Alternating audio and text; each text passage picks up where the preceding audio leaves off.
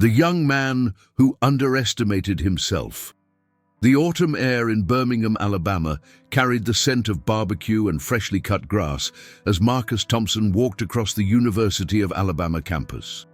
At 22, he was the kind of guy who blended into crowds, average height, brown hair that never seemed to cooperate, and clothes that looked like they came from the clearance rack at Target. What made Marcus stand out wasn't his appearance, but his mouth.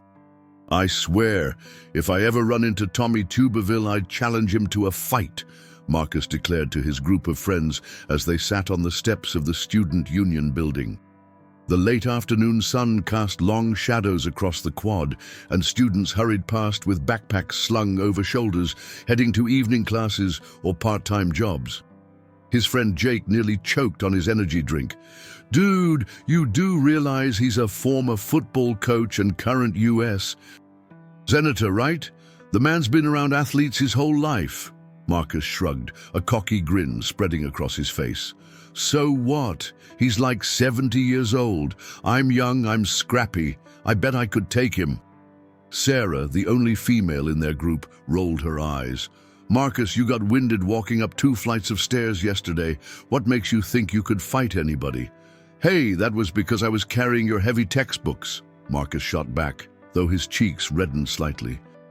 "Besides, it's not about being in perfect shape, it's about heart, determination. David versus Goliath, you know?" The truth was, Marcus had always been the joker of the group. Growing up in a small town outside Birmingham, he'd learned early that making people laugh was easier than trying to impress them with accomplishments he didn't have. His grades were mediocre, his job at the campus bookstore barely paid his bills, and his love life was non-existent. But he could make people laugh, and sometimes that felt like enough. "You're all talk, Thompson," said his roommate Derek, scrolling through his phone.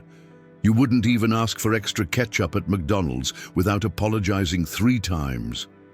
The group erupted in laughter, and Marcus felt that familiar sting of being the punchline rather than the comedian. He forced a smile and joined in the laughter, but something inside him twisted uncomfortably. "Whatever, man. You guys just wait and see," he said, though his voice lacked its usual confidence. As the sun began to set, painting the sky in shades of orange and pink, the group dispersed. Marcus walked back to his dorm alone, his footsteps echoing against the concrete pathways. The campus was beautiful in the evening light, with its red brick buildings and towering oak trees that had stood for decades. But Marcus barely noticed the scenery. His phone buzzed with a text from his mother. "Hope you're studying hard, honey. Dad and I are proud of you no matter what." Marcus stared at the message for a long moment. His parents had sacrificed so much to send him to college. His father worked double shifts at the auto plant, and his mother cleaned houses on weekends. They believed in him, even when he didn't believe in himself. Back in his cramped dorm room, Marcus sat at his desk and opened his laptop. The screen illuminated his face as he scrolled through social media, seeing posts from high school classmates who seemed to have their lives figured out. There was Jenny, his former lab partner, now in medical school. There was his old teammate from the debate club, interning at a prestigious law firm in Atlanta.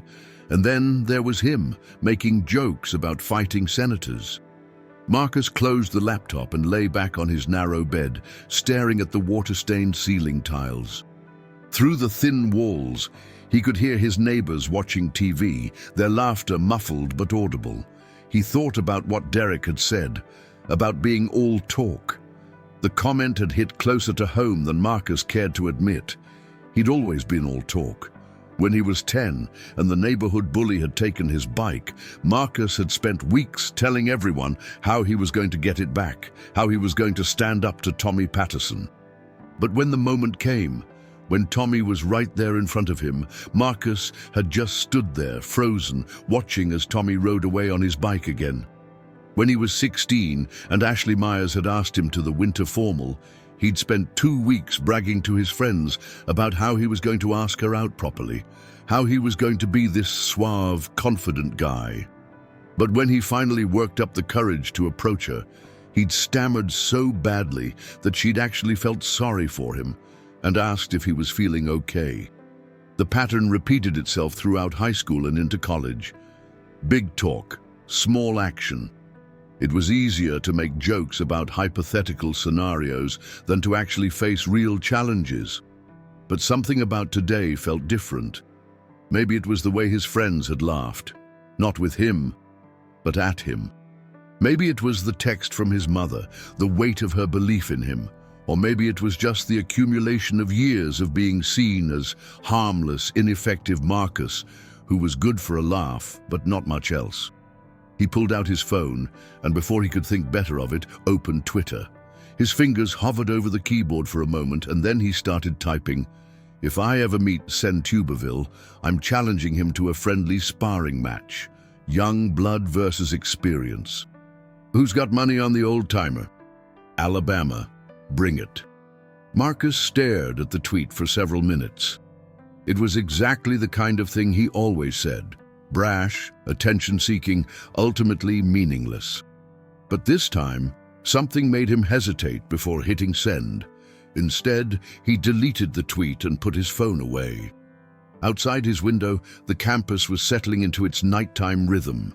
Students hurried between buildings, their voices carrying on the cool air. In the distance, he could hear the marching band practicing, the brass instruments echoing across the quad. Marcus had always loved this time of evening, when the day was winding down but the night held possibilities. When he was younger, he'd imagined that college would be when everything changed, when he'd finally become the person he'd always wanted to be. But here he was, junior year, and he was still the same guy who made big claims and delivered small results. He thought about his grandfather who had passed away 2 years earlier. Grandpa Joe had been a quiet man, not given to boasting or bragging, but when Marcus was 8 and their neighbor's dog had gotten loose and was terrorizing the mailman, it was Grandpa Joe who had calmly walked outside and with a firm voice and steady hands had gotten the dog under control and safely back to its owner. "It's not about how loud you talk, Marcus," his grandfather had said afterward. "It's about what you do when talking won't help anymore." Marcus had carried those words with him, even if he hadn't always lived by them. Tonight, they felt particularly relevant. He got up and walked to the small mirror hanging on his closet door. The reflection that looked back at him was unremarkable. The same face he'd seen every day for 22 years. But maybe, he thought, it was time to see what was behind that face. Time to find out if there was more to Marcus Thompson than jokes and empty bravado. The next morning would bring new opportunities, new choices. For the first time in a long time, Marcus found himself genuinely curious about what he might do with them. 3 weeks later, Marcus had nearly forgotten about his boast regarding Senator Tuberville. Life had a way of moving forward, carrying bold declarations into the past, where they belonged. He was working his usual shift at the campus bookstore, mindlessly restocking shelves and helping students find overpriced textbooks, when his manager, Mrs. Henderson, approached him with an unusual request. "Marcus, I need you to handle a special delivery today," she said, adjusting her reading glasses. "We've got a rush order for the political science department, some books for a guest lecture they're hosting tomorrow." "Sure thing, Mrs. H." "What's the lecture about?" Marcus asked, barely looking up from the stack of economics textbooks he was organizing. "Something about modern political strategy and sports leadership. The guest speaker is some former football coach turned politician. They need these books delivered to the faculty lounge in Foster Hall by 3 o'clock. Marcus nodded and continued his work, not paying much attention. It wasn't until he was loading the books into a delivery cart 2 hours later that he noticed the sticky note Mrs. Henderson had attached to the order. "For Senator Tuberville's presentation, handle with care." His hands froze on the cart handle. Tommy Tuberville. The same Tommy Tuberville he'd been joking about fighting just weeks ago. The irony wasn't lost on him. Here he was, about to deliver books to the very man he'd claimed he could take in a fight. The walk across campus to Foster Hall felt longer than usual. The November air was crisp and leaves crunched under the wheels of his cart. Students bundled in jackets and scarves hurried between buildings, their breath visible in small puffs. Marcus found himself walking slower than necessary, his mind racing. What were the odds that he'd actually encounter Tuberville? Probably slim. The books were just for his presentation. The senator was likely nowhere near campus yet. Marcus would drop off the books, maybe chat with a professor or two, and head back to the bookstore. Simple, straightforward, unremarkable. Foster Hall was one of the older buildings on campus, with high ceilings and long corridors that echoed footsteps. Marcus had been there dozens of times for deliveries, so he knew his way to the faculty lounge without thinking. The political science department occupied most of the second floor, and the lounge was at the far end of the main hallway. As he approached the lounge, pushing his cart and checking the time on his phone, Marcus heard voices coming from inside. He slowed down, not wanting to interrupt what sounded like an important conversation. Through the partially open door, he could see several professors gathered around a table, and standing with his back to the door was a tall, distinguished-looking man in a navy blue suit. Marcus knocked softly on the doorframe. "Excuse me, I have a book delivery for the political science department." One of the professors, Dr. Williams, whom Marcus recognized from previous deliveries, looked up and smiled. "Perfect timing, Marcus. Just set them on the table over there." As Marcus maneuvered his cart into the room, the man in the navy suit turned around, and Marcus found himself face to face with Tommy Tuberville himself. The senator was exactly what Marcus had expected, tall, probably around 6'3", with silver hair and the kind of presence that commanded attention. His handshake, when Dr. Williams introduced them, was firm without being aggressive, and his eyes held the sharp intelligence of someone accustomed to reading people quickly. "Marcus Thompson, this is Senator Tommy Tuberville," Dr. Williams said. "Senator, Marcus is one of our most reliable student workers." Pleasure to meet you, Marcus," Tuberville said, his voice carrying the slight drawl that marked him as a long-time Alabamian. "You a student here?" "Yes, sir, junior year," Marcus replied, trying to keep his voice steady. Up close, Tuberville looked younger than his 70 years, and there was something about his posture, straight-backed, balanced, that suggested he was still in excellent physical condition. "What's your major?" Tuberville asked, seeming genuinely interested. "Communications with a minor in history," Marcus answered. He was surprised by how normal the conversation felt. This wasn't the political figure from TV or the larger-than-life coach from football lore. This was just a man asking a student about his studies. "Good combination," Tuberville nodded. "Understanding how to communicate and having historical context, that'll serve you well no matter what you end up doing." Dr. Williams cleared his throat. "Senator, these are the books you requested for tomorrow's presentation. Marcus, thank you for getting them here so quickly." Marcus should have said, "You're welcome," and left. Should have pushed his empty cart out of the room and back across campus to the safety of the bookstore. Instead, something made him linger. "Senator," he heard himself saying, "I was wondering, what's it like transitioning from coaching to politics? The leadership skills must be similar, but the environment so different." Tuberville's eyebrows rose slightly, as if he was pleasantly surprised by the question. "That's a thoughtful question, Marcus. You know, there are more similarities than you might think. In both jobs, you're trying to get people with different strengths and egos to work together toward a common goal. The main difference is that in football, the scoreboard tells you definitively whether you won or lost. In politics," he chuckled, "well, it's not always that clear-cut." The other professors had returned to their conversation, leaving Marcus and Tuberville talking by the book table. Marcus found himself genuinely engaged in the discussion, asking follow-up questions about leadership styles and team dynamics.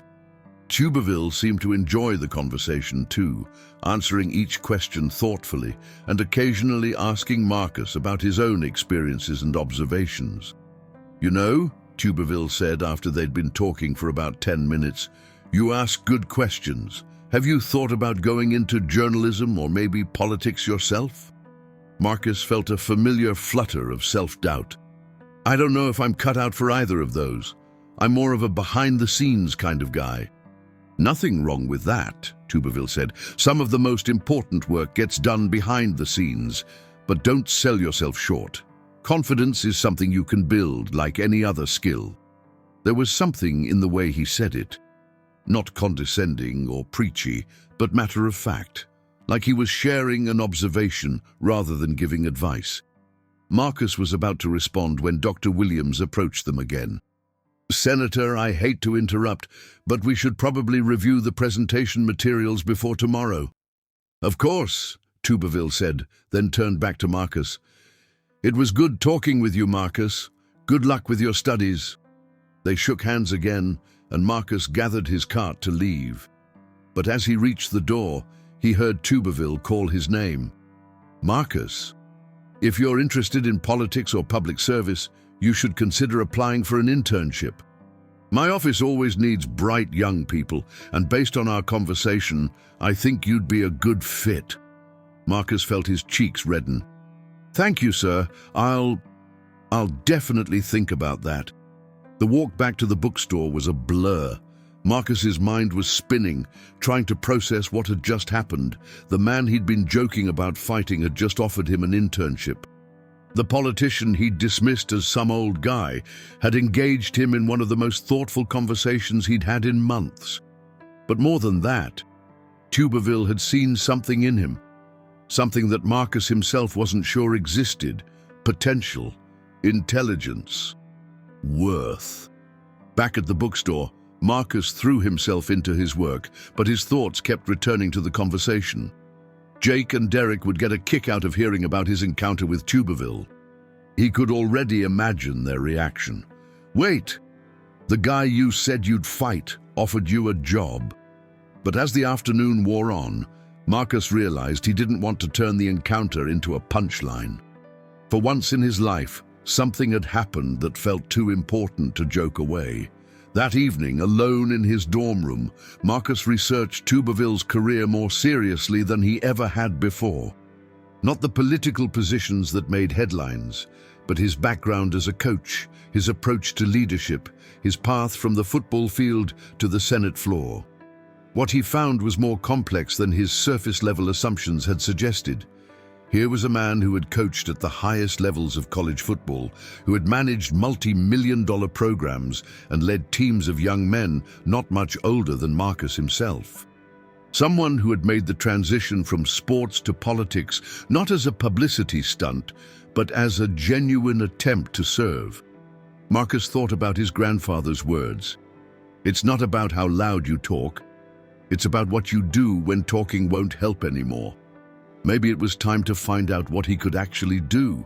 The video went viral 3 days later. Marcus hadn't intended for it to happen. He'd been working the evening shift at the campus recreation center, a second job he'd picked up to help with expenses, when a group of his fraternity brothers from Delta Chi showed up to use the basketball courts. They were loud as usual, talking trash and trying to one-up each other with increasingly ridiculous stories. "I'm telling you, I could bench press twice what that old dude can," said Chad Morrison, a business major whose dad owned half the car dealerships in Mobile. "Politicians are all soft. They sit behind desks all day." Marcus was refilling water bottles and trying to ignore the conversation when Jake's voice carried across the gym. "Speaking of politicians, Marcus, didn't you meet that senator guy? Tuberville? What was he like?" The question caught Marcus off guard. He'd managed to keep the details of his encounter with Tuberville to himself for 3 days, unsure how to process the experience. But now, with a dozen guys looking at him expectantly, he felt the familiar pressure to perform, to be entertaining. "Yeah, I met him," Marcus said, walking over with a fresh towel. He's Actually pretty decent, taller than I expected. Did you tell him about your plan to fight him? Derek asked with a grin. The group erupted in laughter, and Marcus felt that old, familiar discomfort. The encounter with Tuberville had been meaningful to him. The man had treated him with respect, seen potential in him. Turning it into a joke felt wrong. Actually, Marcus said, his voice taking on an edge that surprised even him, I think I could give him a decent challenge. The laughter died down. Chad raised an eyebrow. Seriously? I mean, not in a political debate, obviously, Marcus continued, warming to the topic despite himself. But physically, the guy's got to be close to 70. I'm 22. Youth and determination versus experience. Dude, he was a football coach, said another fraternity brother, Mike. He's probably forgotten more about physical conditioning than you've ever learned. So what? Marcus shot back. Being around athletes doesn't make you an athlete. I bet half these old coaches couldn't run a mile without stopping. The group was watching him now with interest rather than amusement. This was different from his usual joking around. There was something more serious in his tone, something that suggested he might actually believe what he was saying. You're really serious about this, Jake said slowly. Marcus hesitated. Was he serious? A week ago, he would have said it was all just talk, just Marcus being Marcus. But something had changed since his meeting with Tuberville. Maybe it was the way the senator had looked at him, like he saw something worth developing. Maybe it was his frustration with always being seen as harmless, ineffective Marcus. Or maybe it was just the accumulation of years of backing down from every challenge, real or imagined. Yeah, Marcus said finally. I think I am. Chad pulled out his phone. This is too good not to record. Say it again for posterity. Marcus looked around the gym. His co-workers had stopped what they were doing to listen. The fraternity brothers had formed a semicircle around him, their phones now out and recording. The moment felt bigger than it should have, weighted with possibility and danger. Fine, Marcus said, looking directly into Chad's phone camera. I, Marcus Thompson, officially challenge Senator Tommy Tuberville to a friendly sparring match. Boxing, wrestling, whatever he prefers. Young blood versus experience. Let's see what all that coaching knowledge is worth when he's the one in the ring. The gym erupted. Everyone was talking at once, some laughing, others arguing about whether Marcus was serious or crazy. Chad was already uploading the video to TikTok, adding hashtags like Student v Senator and Alabama Showdown. Marcus felt a rush of adrenaline mixed with terror. He'd just made a public challenge to a sitting U.S. senator. There was no taking it back now. The video gained 100 views in the first hour, 1,000 by the time Marcus went to bed. By the next morning, it had been shared across multiple platforms and had caught the attention of local news outlets. Marcus's phone was buzzing constantly. Text messages from friends, missed calls from numbers he didn't recognize, notifications from social media platforms where he barely had accounts. The hashtag #StudentVSenator was trending in Alabama. His first class of the day was contemporary American politics, a cruel irony that wasn't lost on him. Professor Martinez, a serious woman in her 50s who rarely cracked a smile, began the class by projecting the news headline on the screen. College student challenges Senator Tuberville to physical contest. Can anyone tell me what's problematic about this situation? She asked, her eyes scanning the room before landing on Marcus, who was trying to sink as low as possible in his seat. A student near the front raised her hand. It trivializes the serious work of public service by reducing it to physical competition. Good. What else? Another student. It perpetuates the idea that physical strength has anything to do with political leadership ability. Marcus wanted to crawl under his desk. Professor Martinez was systematically dismantling his challenge, and he couldn't argue with any of her points. What had seemed like a moment of bold self-assertion the night before now felt juvenile and embarrassing. Mr. "Thompson," Professor Martinez said, and the entire class turned to look at him. "As the architect of this challenge, perhaps you'd like to share your thoughts on its societal implications?" Marcus's throat went dry. He could make a joke, deflect with humor the way he always did. He could apologize, say it was all just a prank gone wrong. Or he could try to explain something he wasn't sure he understood himself. "I guess," he started, then stopped, gathering his thoughts. "I guess it wasn't really about politics, or even about physical strength, not really." The class was silent, waiting. It was about, Marcus struggled to find the words, about being seen, about not backing down. "I've spent my whole life making jokes instead of taking stands, and maybe this was a stupid way to take a stand, but at least it was something real." Professor Martinez studied him for a long moment. "And what do you hope to accomplish with this real stand?" Marcus thought about his conversation with Tuberville, about the way the senator had treated him with respect and interest, about his grandfather's words, about the feeling of always being on the outside of his own life, watching it happen rather than participating in it. "I don't know," he said honestly, "but I'm tired of not knowing what I'm capable of." The class ended with Professor Martinez assigning a paper on the role of publicity stunts in modern politics. Marcus was pretty sure he was going to be Exhibit A. After class, he was approached by a reporter from the campus newspaper, then another from a local TV station. By lunchtime, his phone had accumulated over 200 missed calls and text messages. One message stood out from the rest. It was from an unknown number with a DC area code. "Mr. Thompson, this is Janet Murray from Senator Tuberville's office. The senator would like to speak with you at your earliest convenience. Please call 202-555-0147. Marcus stared at the message for several minutes. This was it, the moment when his joke became reality, when his bluff got called. He could ignore the message, let the whole thing blow over, go back to being safely anonymous Marcus who made people laugh but never made waves. Or he could call the number and find out what happened when you stopped talking and started acting. His hands were shaking as he dialed. "Son, I have to admit, you've got brass," Senator Tuberville said over the phone, his voice carrying both amusement and something that might have been respect. "When I saw that video, my first thought was that you'd lost your mind. But then I remembered our conversation, and I thought, maybe this young man is trying to prove something to himself." Marcus was pacing in his dorm room, phone pressed to his ear, trying to process the fact that he was actually talking to Tommy Tuberville about his challenge. "Senator, I want to apologize if I..." "Don't apologize," Tuberville cut him off. "You made a public challenge, and you did it with conviction.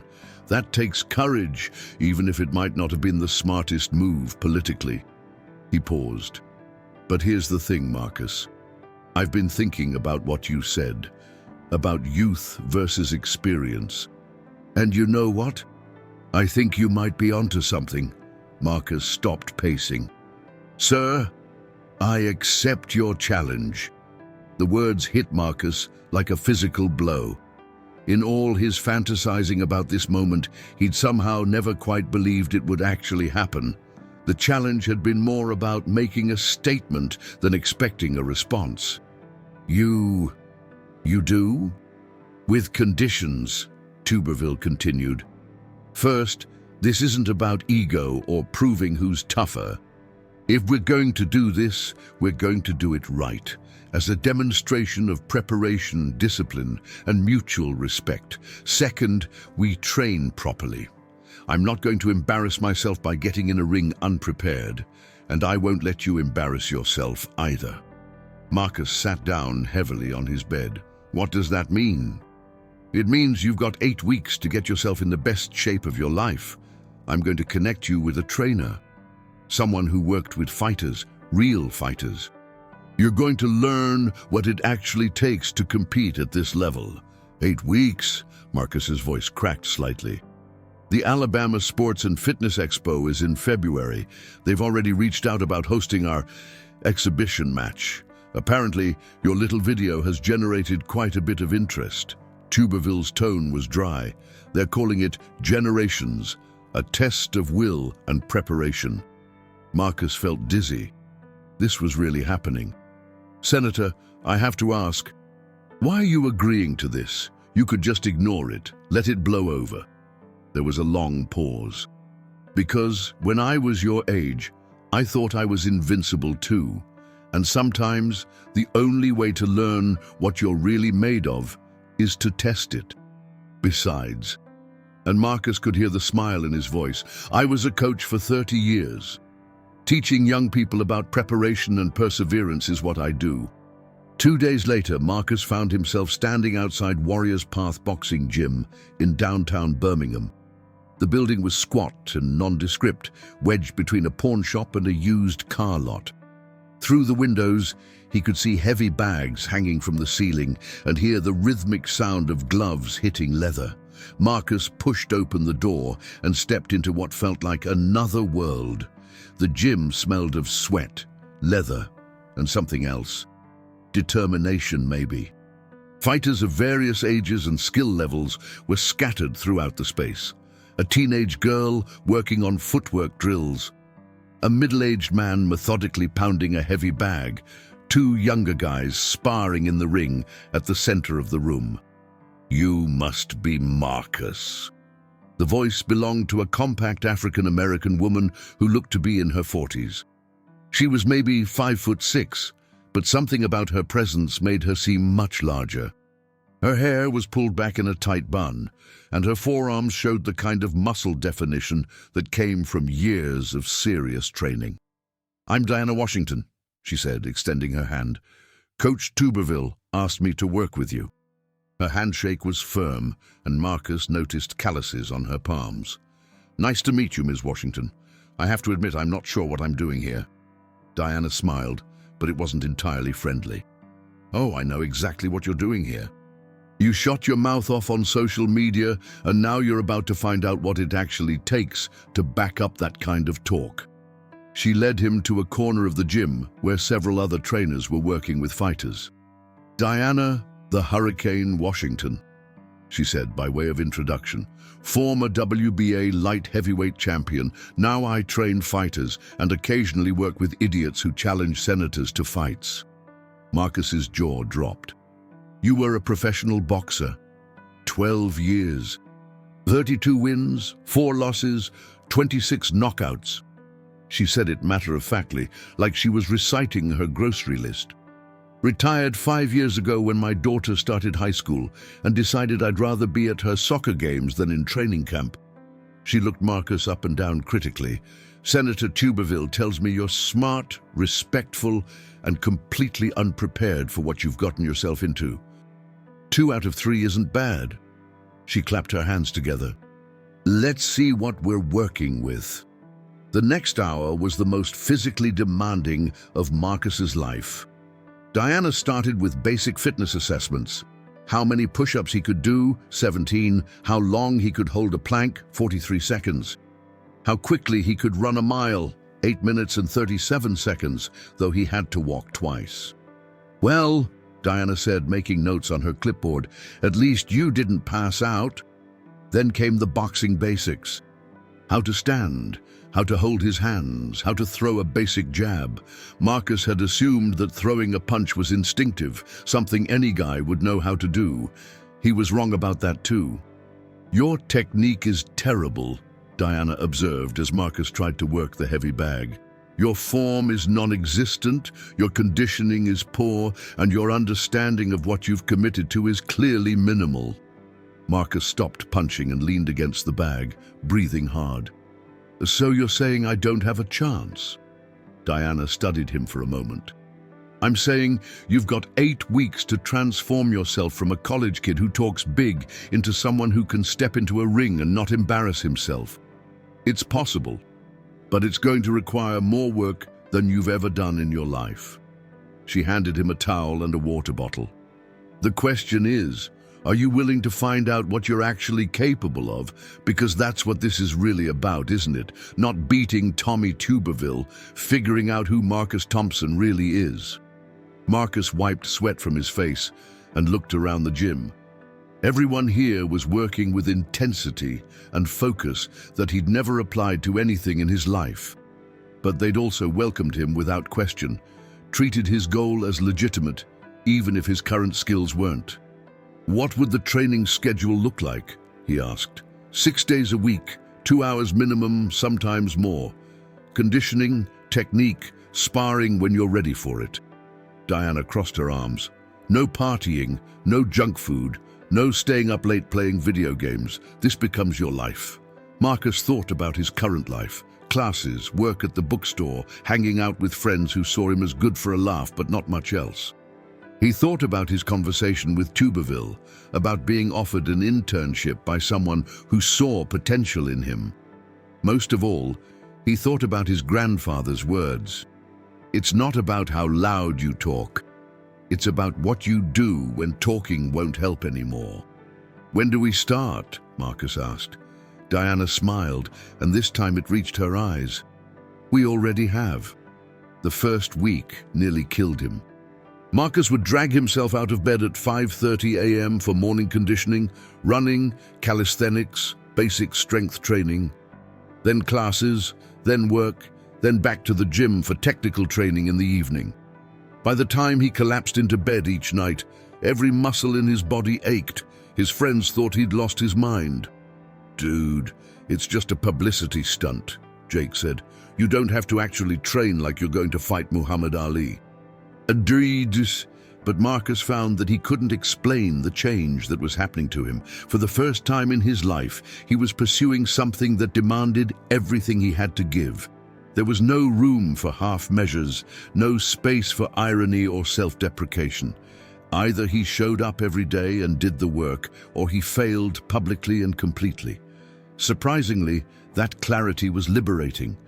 By the end of the second week, he could run 3 miles without stopping. By the 4th week, his jab had improved enough that Diana only winced occasionally when watching him work the heavy bag. And somewhere around the 6th week, something unexpected happened. Marcus realized he was becoming someone he didn't recognize, someone disciplined, focused, genuinely committed to excellence. The smart-ass college kid who made jokes to avoid real challenges was still there, but he was sharing space with someone new. Someone who got up before dawn to train, who studied boxing technique videos the way he'd never studied for any class, who looked forward to the exhaustion that came from pushing his limits. 3 weeks before the exhibition match, Diana told him he was ready to spar with other fighters. "Nothing too serious," she warned, "just some light contact to get you used to having someone hit back." Marcus's sparring partner was Miguel, a 19-year-old who'd been training since he was 12. Even going easy, Miguel taught Marcus more about his limitations in 3 rounds than he'd learned in 5 weeks of hitting bags. "You're thinking too much," Diana called from outside the ring. "Stop trying to remember everything I taught you and just react." But as Marcus wiped blood from his nose, Miguel's jab had been more like a tap, but it had still found its target. He realized something important.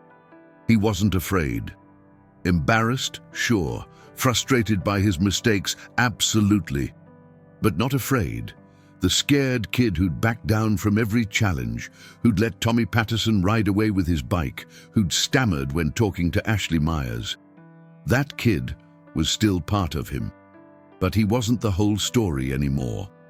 With 3 weeks left until the exhibition match, Marcus looked in the mirror and saw someone he'd never seen before, a fighter in training. Whether he'd be any good remained to be seen. But for the first time in his life, he was genuinely curious to find out. The Alabama Sports and Fitness Expo was held at the Birmingham Jefferson Convention Complex. And by the time Marcus arrived on the morning of the exhibition match, the buzz was unlike anything he'd ever experienced. What had started as a college kid's joke had evolved into a genuine event, with local media coverage, corporate sponsors, and an audience that filled the convention center's main arena. Marcus sat in the makeshift locker room, really just a partitioned area behind the main stage, trying to process how his life had led to this moment. 8 weeks ago, he'd been just another college kid making jokes to get attention. Now he was about to step into a ring in front of 1,500 people to face a United States senator who had 40 years of athletic and leadership experience. The transformation hadn't just been physical, though the changes there were undeniable. When he looked in the mirror now, Marcus saw definition in his shoulders and arms that hadn't existed 2 months ago. His face was leaner, his stance more confident. The soft edges of a sedentary college lifestyle had been carved away by hours of training, replaced by the functional strength of someone who had learned to push through barriers he'd never known existed. But the mental changes ran deeper. The young man sitting in this temporary locker room was someone who had gotten up at 5:30 a.m. for 56 consecutive days. Someone who had learned to embrace discomfort, to find strength in exhaustion, to discover that the gap between "I can't" and "I did it anyway" was where real growth happened. Diana was wrapping his hands with methodical precision, the ritual they'd performed dozens of times during training, but this time felt different, more ceremonial, more final. Her movements were steady and professional, but Marcus could sense the underlying tension. This was her fighter now, and she was as invested in the outcome as he was. "How do you feel?" she asked, pulling the tape tight around his wrist. "Terrified," Marcus said honestly, "but also ready. I don't know if that makes sense." "Makes perfect sense." Diana finished with his left hand and started on his right. "Fear keeps you sharp. Ready means you've done the work. You've got both, which is exactly where you want to be." Through the thin partition wall, Marcus could hear the crowd settling in, the murmur of conversation punctuated by occasional laughter and the sharp crack of camera flashes. The event had taken on a life of its own over the past 2 months. What had started as local curiosity had snowballed into something bigger. ESPN had sent a correspondent. Several national news outlets were covering the story as a human interest piece about perseverance and unlikely friendships, and the hashtag #OneGenerations had been trending intermittently for weeks. But for Marcus, all the attention had become secondary to the personal transformation he'd undergone. The external noise, the interviews, the social media buzz, the speculation about who would win had faded into background static compared to the internal revolution he'd experienced. "Diana," he said as she finished wrapping his hands, "I need to tell you something." She looked up from her work, her expression serious but encouraging. 8 weeks ago, I was all talk. I made that challenge because I was frustrated with being seen as harmless, but I didn't really believe I could follow through. I was just making noise, trying to get people to notice me. Diana nodded. "I know.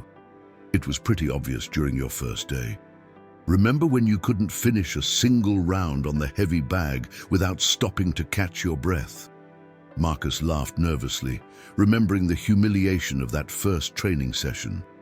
But somewhere in the training, it stopped being about proving something to other people and started being about proving something to myself. About finding out who I actually am when nobody's watching, when it's just me and the work. "Good," Diana said simply.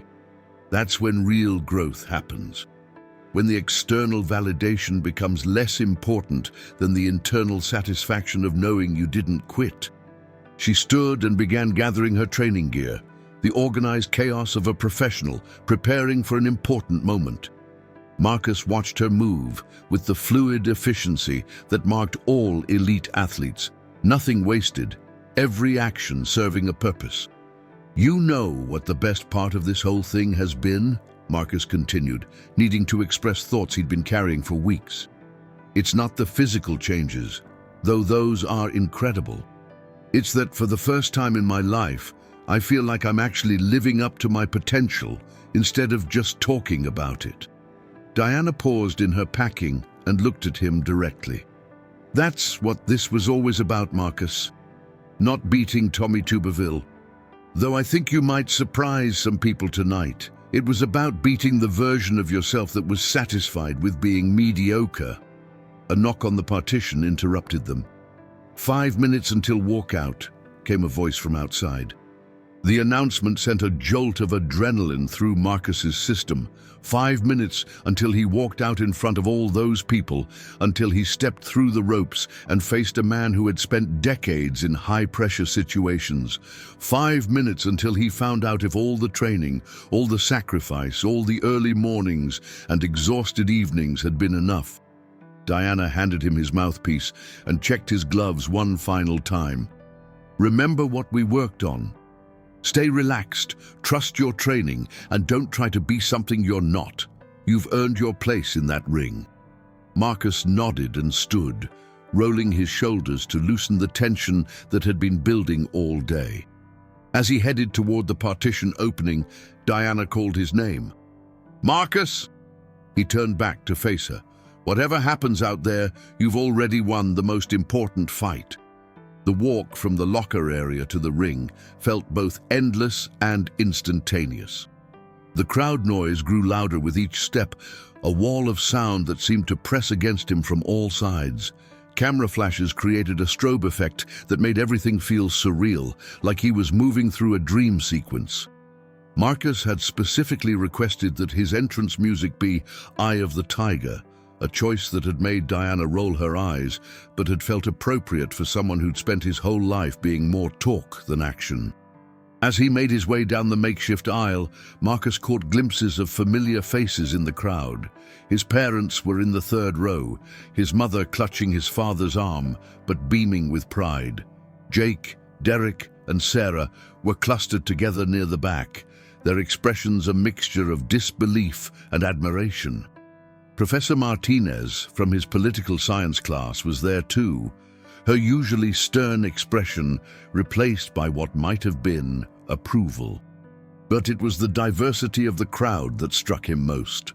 College students, sure, but also families with young children, elderly couples who looked like they'd never been to a boxing match before, blue-collar workers still in their uniforms from getting off shift, people who had been drawn not by the spectacle but by something deeper, the idea that ordinary people could do extraordinary things if they were willing to put in extraordinary effort.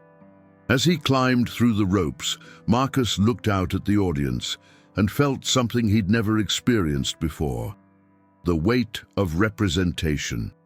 These people weren't just here to watch Marcus Thompson fight Tommy Tuberville. They were here to see if someone like them, someone unremarkable, someone who'd always settled for good enough, could rise to meet a seemingly impossible challenge. The ring itself was smaller than it had appeared from the audience, and the lights were brighter and hotter than anything he'd trained under. Marcus moved to his corner, where Diana was waiting with water and last-minute instructions.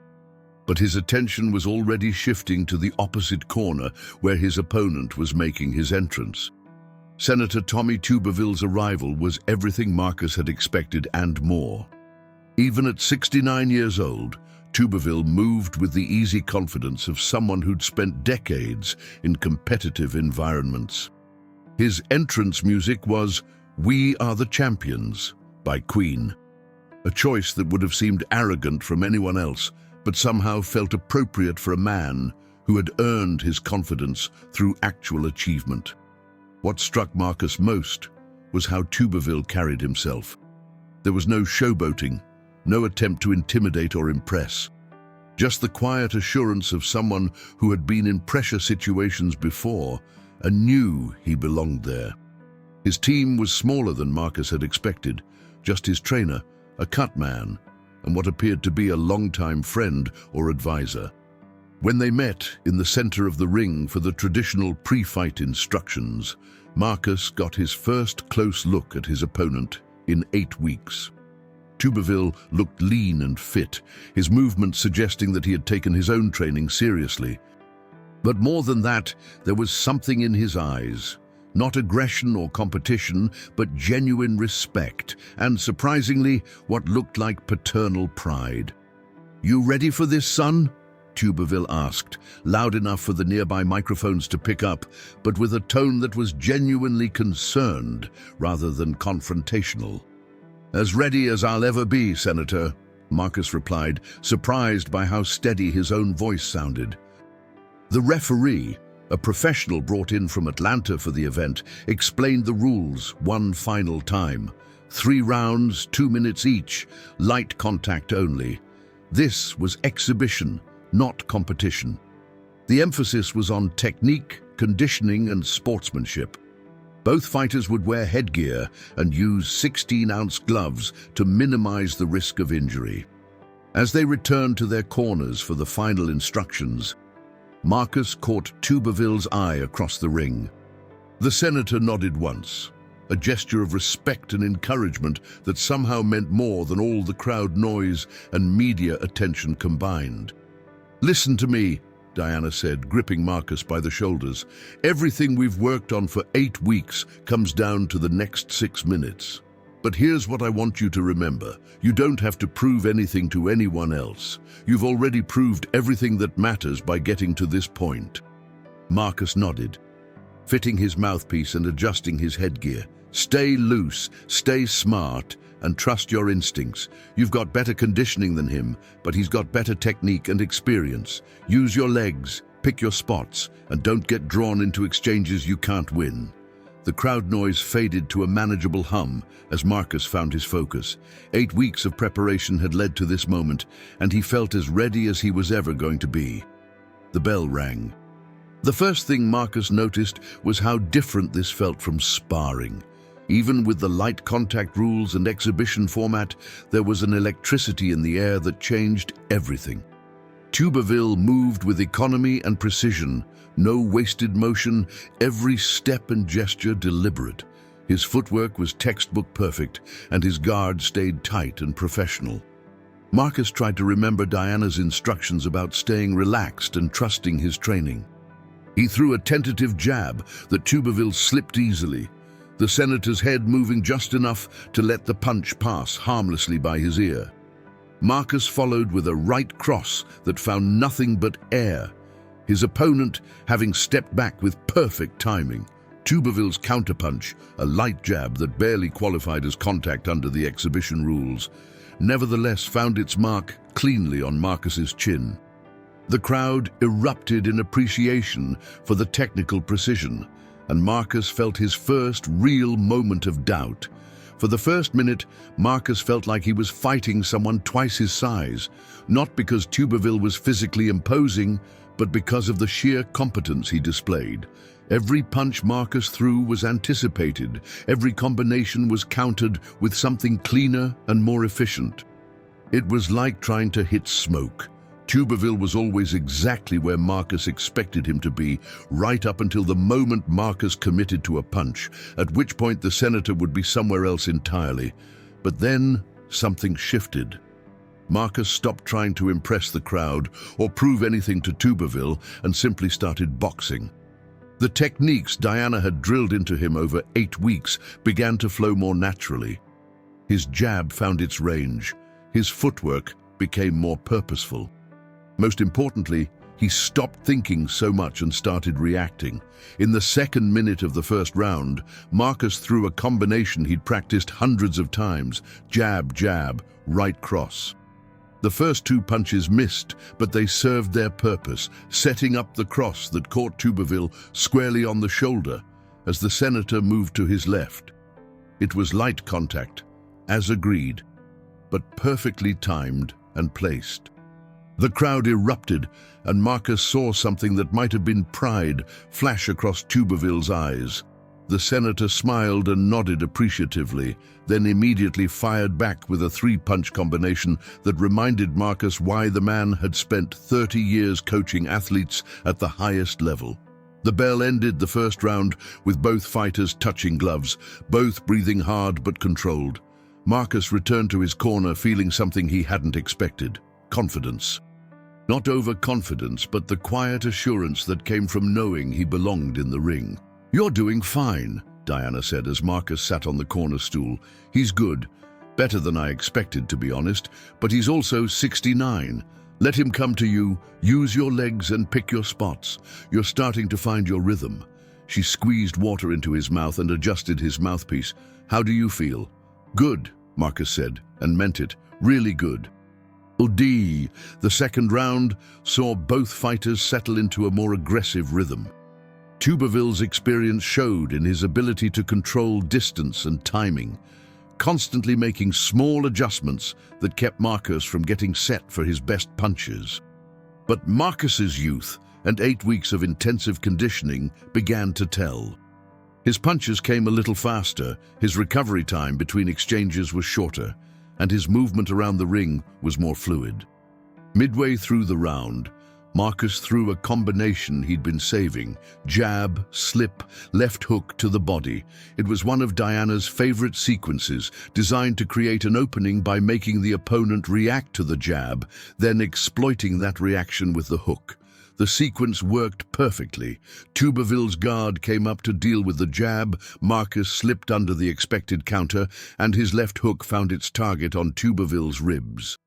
Again, it was light contact, but the technique was flawless and the timing was exact.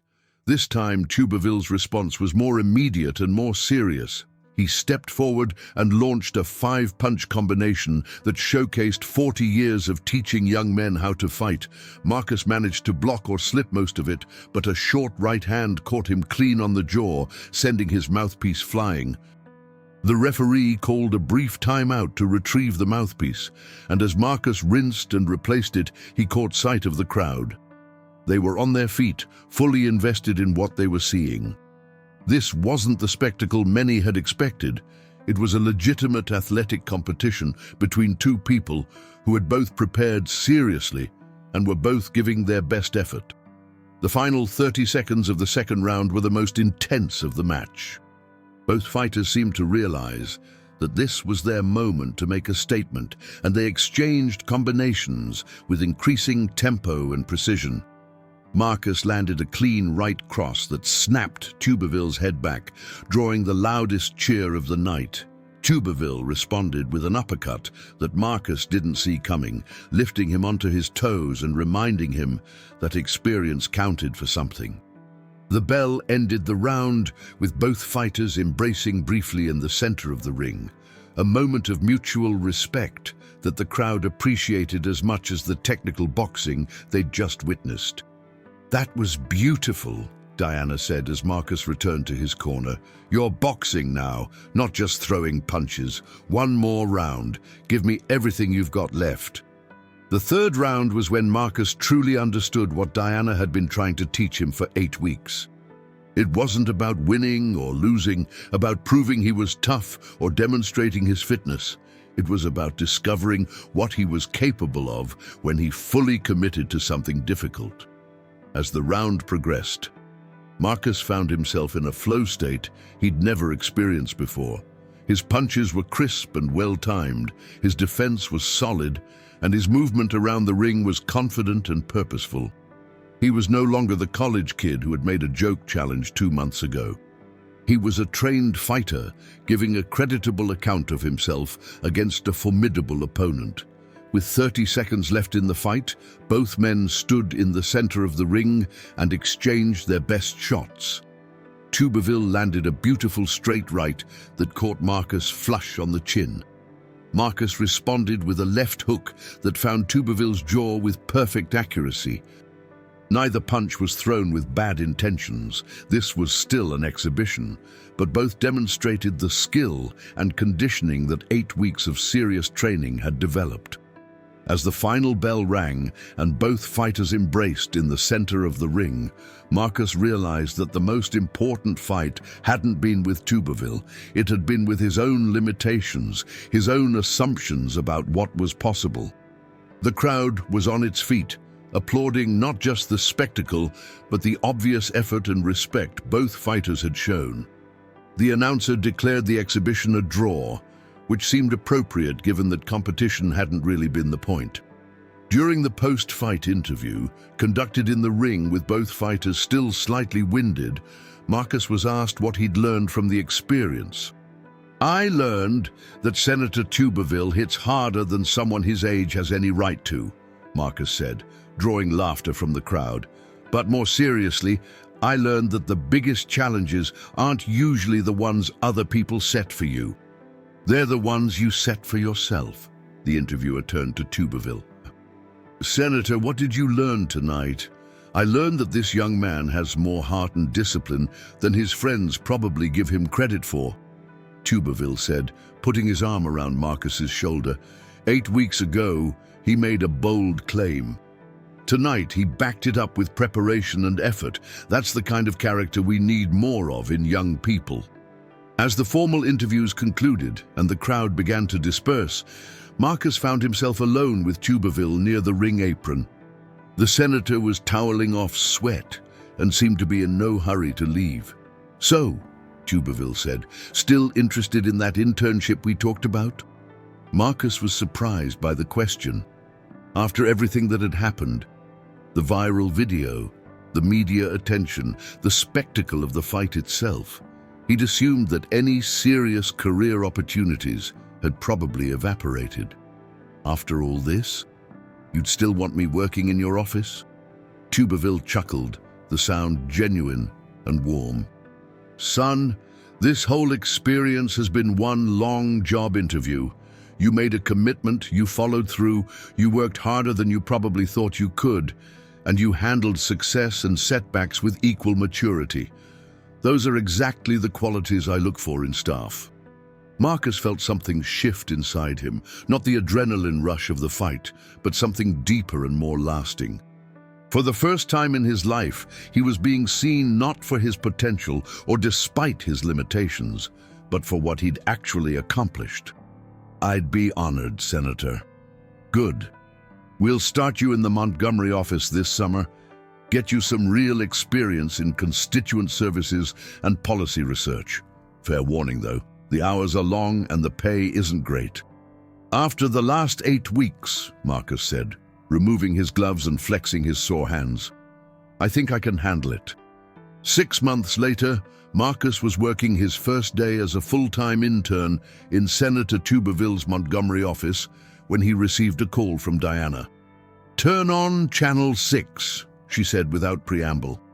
Marcus found the office television and switched to the local news station. A reporter was standing outside Warriors Path boxing gym, interviewing Diana about a new program she was launching.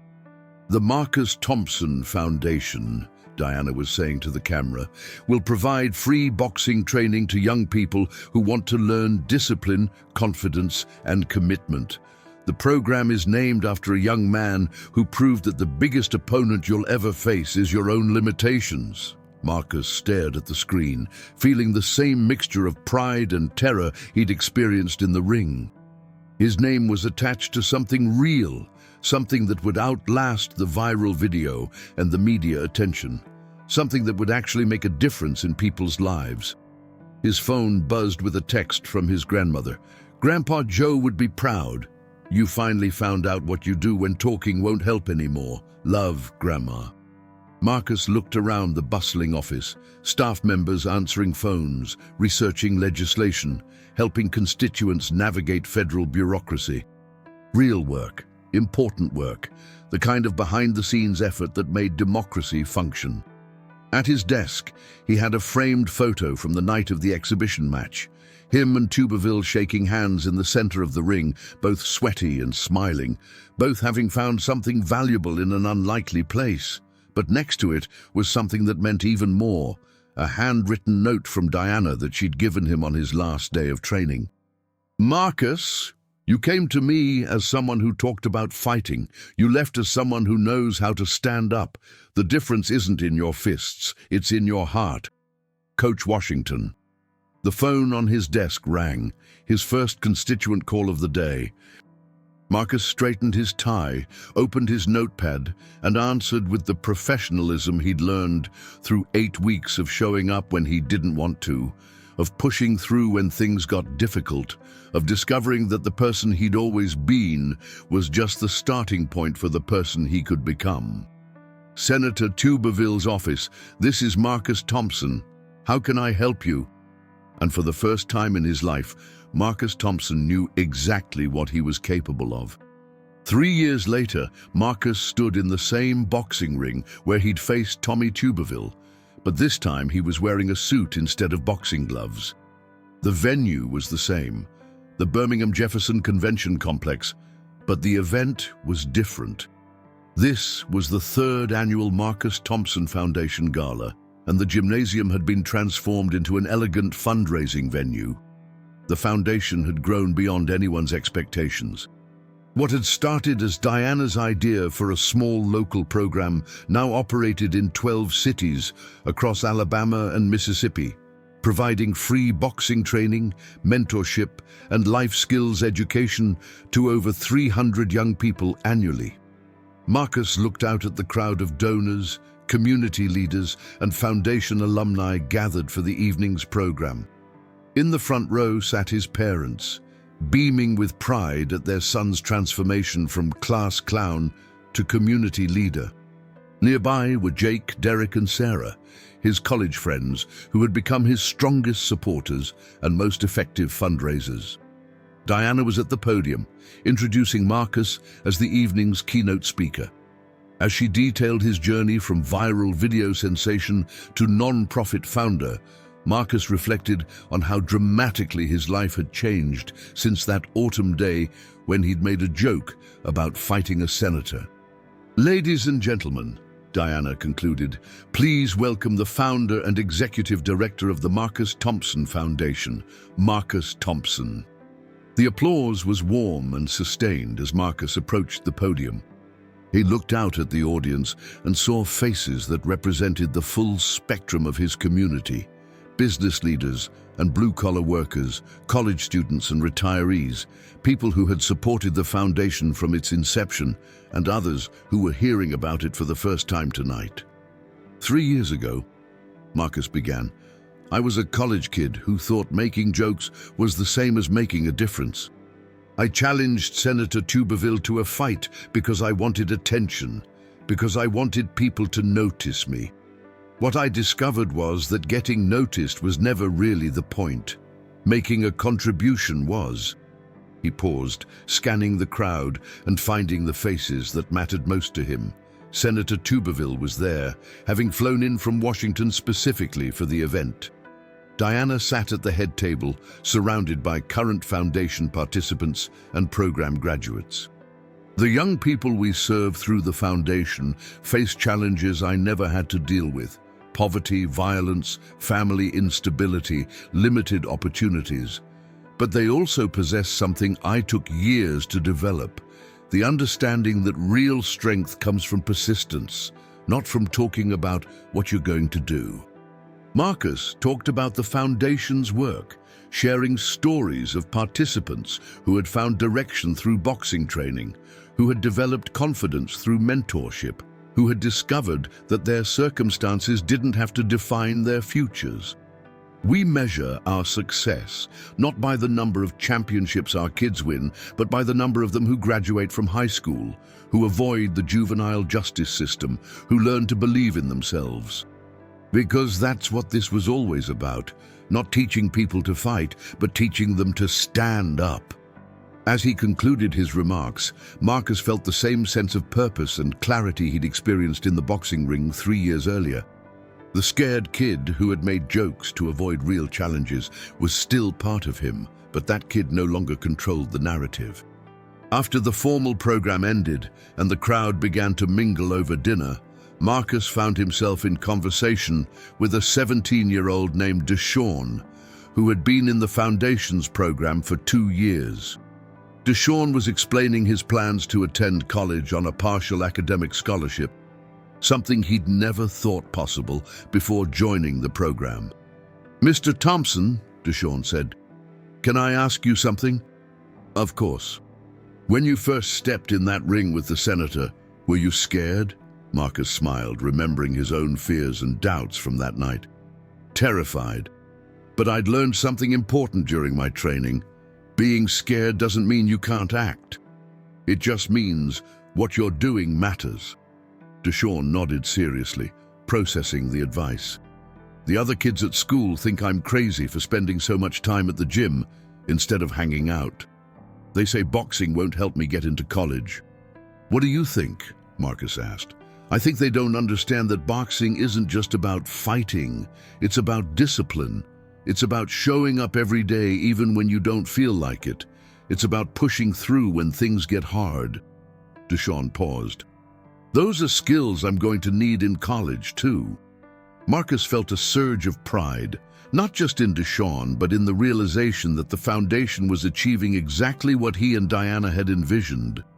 They weren't just teaching young people to box, they were teaching them to approach life with the same preparation, persistence, and courage that athletic training demanded. Later that evening, as the event was winding down, Marcus stepped outside for some fresh air. The Birmingham skyline stretched out before him, the city lights reflecting off the windows of downtown buildings. It was a view he'd seen thousands of times growing up, but tonight it looked different, full of possibilities he was only beginning to understand. His phone buzzed with a text message from Senator Tuberville. Proud of what you've built, son. Your grandfather would be too. Marcus smiled, thinking about Grandpa Joe's words that had guided him through so many challenges. It's not about how loud you talk. It's about what you do when talking won't help anymore. He'd spent the first 22 years of his life talking. The last 3 years had been about doing, and as he looked out at the city where he'd grown up, Marcus Thompson knew he was just getting started. 1,500 people to face a United States senator who had 40 years of athletic and leadership experience. Diana was wrapping his hands with methodical precision, the ritual they'd performed dozens of times during training. But this time felt different, more ceremonial, more final. How do you feel? She asked, pulling the tape tight around his wrist. Terrified, Marcus said honestly, but also ready. I don't know if that makes sense. Makes perfect sense. Diana finished with his left hand and started on his right. Fear keeps you sharp. Ready means you've done the work. You've got both, which is exactly where you want to be. Through the thin partition wall, Marcus could hear the crowd settling in, the murmur of conversation punctuated by occasional laughter. The event had taken on a life of its own over the past 2 months. Local news stations had covered his training. Sports bloggers had written analysis pieces about the psychology of intergenerational competition.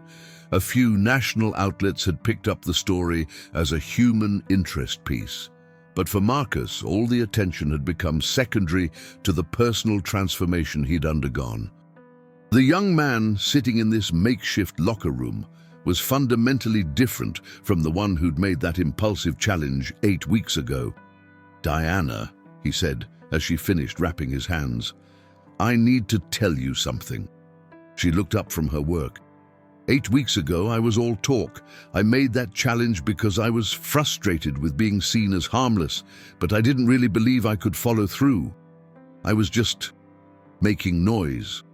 Diana nodded. I know. It was pretty obvious. Marcus laughed nervously, but somewhere in the training, it stopped being about proving something to other people and started being about proving something to myself. Good, Diana said simply. That's when real growth happens. A knock on the partition interrupted them. 5 minutes until walkout, came a voice from outside. Diana stood and handed Marcus his mouthpiece. Remember what we worked on. Stay relaxed, trust your training, and don't try to be something you're not. You've earned your place in that ring. Marcus nodded and stood, rolling his shoulders to loosen the tension. As he headed toward the partition opening, Diana called his name. Marcus! Whatever happens out there, you've already won the most important fight. The walk from the locker area to the ring felt both endless and instantaneous. The crowd noise grew louder with each step, and camera flashes created a strobe effect that made everything feel surreal. Marcus had specifically requested that his entrance music be Eye of the Tiger, a choice that had made Diana roll her eyes but had felt appropriate for someone who'd always been more talk than action. As he climbed through the ropes, Marcus looked out at the audience and was struck by how diverse it was. College students, sure, but also families, older couples, people who looked like they'd never been to a boxing match before. In the front row, he spotted his parents, who'd driven down from their small town, despite their initial concerns about the whole endeavor. His mother was clutching his father's arm, but she was smiling. Then Senator Tuberville made his entrance. Even at 69 years old, Tuberville moved with the easy confidence of someone who'd spent decades in competitive environments. He looked lean and fit, and his handshake when they met in the center of the ring was firm without being aggressive. "You ready for this, son?" Tuberville asked, loud enough for the nearby microphones to pick up. "As ready as I'll ever be, Senator," Marcus replied. The referee, a professional brought in for the event, explained the rules. 3 rounds, 2 minutes each, light contact only. This was exhibition, not competition.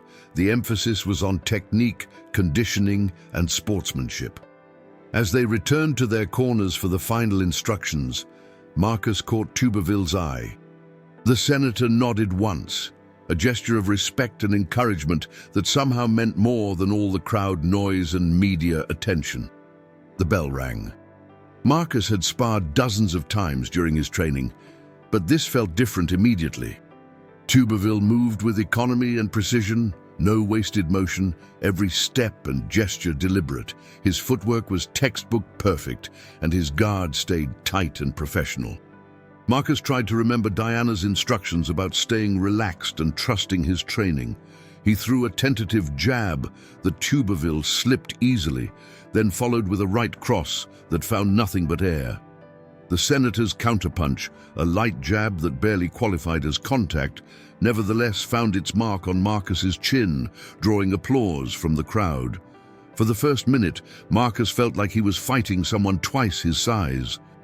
Not because Tuberville was physically imposing, but because of the sheer competence he displayed. Every punch Marcus threw was anticipated, every combination was countered with something cleaner and more efficient. But then something shifted. Marcus stopped trying to impress the crowd or prove anything to Tuberville and simply started boxing. The techniques Diana had drilled into him over 8 weeks began to flow more naturally. His jab found its range. His footwork became more purposeful. In the second minute of the first round, Marcus landed a clean left hook to Tuberville's body, light contact as agreed, but perfectly timed and placed. The crowd erupted, and Marcus saw something that might have been pride flash across Tuberville's eyes. The first round ended with both fighters touching gloves, both breathing hard, but controlled. "You're doing fine," Diana said as Marcus sat on the corner stool. "He's good, but he's also 69. Let him come to you, use your legs, and pick your spots." The second round saw both fighters settle into a rhythm. Tuberville's experience showed in his ability to control distance and timing. But Marcus's youth and 8 weeks of intensive conditioning began to tell. His punches came a little faster, his recovery time between exchanges was shorter. Midway through the round, Marcus threw a combination he'd practiced hundreds of times: jab, cross, left hook. The first 2 punches missed, but the hook caught Tuberville on the shoulder as the senator moved away. It was barely a touch, but it was the first time Marcus had caught him flush with anything resembling a power shot. Tuberville smiled and nodded appreciatively, then immediately fired back with a 3-punch combination that reminded Marcus why the man had spent 30 years coaching athletes at the highest level. The third round was when Marcus truly understood what Diana had been trying to teach him. It wasn't about winning or losing, about proving he was tough or demonstrating his fitness. It was about discovering what he was capable of when he fully committed to something difficult. As the final bell rang and both fighters embraced in the center of the ring, Marcus realized that the most important fight hadn't been with Tuberville. It had been with his own limitations, his own assumptions about what was possible. The crowd was on its feet, applauding not just the spectacle, but the obvious effort and respect both fighters had shown. The announcer declared the exhibition a draw, which seemed appropriate given that competition hadn't really been the point. During the post-fight interview, conducted in the ring with both fighters still slightly winded, Marcus was asked what he'd learned from the experience. "I learned that Senator Tuberville hits harder than someone his age has any right to," Marcus said, drawing laughter from the crowd. "But more seriously, I learned that the biggest challenges aren't usually the ones other people set for you. They're the ones you set for yourself." Tuberville was asked the same question. "I learned that this young man has more heart and discipline than his friends probably give him credit for," he said. 8 weeks ago, he made a bold claim. Tonight, he backed it up with preparation and effort. That's the kind of character we need more of in young people. After the cameras stopped rolling and the crowd began to disperse, Marcus found himself alone with Tuberville near the ring. "So," the senator said, "still interested in that internship we talked about?" Marcus was surprised by the question. "After all this, you'd still want me working in your office?" Tuberville chuckled. "Son, this whole experience has been one long job interview. You made a commitment, you followed through, you worked harder than you probably thought you could, and you handled success and setbacks with equal maturity. Those are exactly the qualities I look for in staff." Marcus felt something shift inside him, not the adrenaline rush of the fight, but something deeper and more lasting. For the first time in his life, he was being seen not for his potential or despite his limitations, but for what he'd actually accomplished. "I'd be honored, Senator." "Good. We'll start you in the Montgomery office this summer. Get you some real experience in constituent services and policy research. Fair warning, though, the hours are long and the pay isn't great." "After the last 8 weeks," Marcus said, "I think I can handle it." 6 months later, Marcus was working his first day as a full-time intern in Senator Tuberville's Montgomery office when he received a call from Diana. "Turn on Channel 6, she said without preamble. Marcus found the office television and switched to the local news station. A reporter was standing outside Warriors Path boxing gym, interviewing Diana about a new program she was launching. "The Marcus Thompson Foundation," Diana was saying, "will provide free boxing training to young people who want to learn discipline, confidence, and commitment. The program is named after a young man who proved that the biggest opponent you'll ever face is your own limitations." Marcus stared at the screen, feeling the same mixture of pride and terror he'd experienced in the ring. His name was attached to something real, something that would outlast the viral video and the media attention. His phone buzzed with a text from his grandfather's old number. His grandmother still used the phone and had kept the contact. The message was short. "Grandpa Joe would be proud. You finally found out what you do when talking won't help anymore. Love, Grandma." Marcus looked around the bustling office. Staff members answering phones, researching legislation, helping constituents navigate federal bureaucracy. Real work, important work, the kind of behind-the-scenes effort that made democracy function. At his desk, he had a framed photo from the night of the exhibition match. Him and Tuberville shaking hands in the center of the ring, both sweaty and smiling, both having found something valuable in an unlikely place. But next to it was something that meant even more, a handwritten note from Diana that she'd given him on his last day of training. "Marcus, you came to me as someone who talked about fighting. You left as someone who knows how to stand up.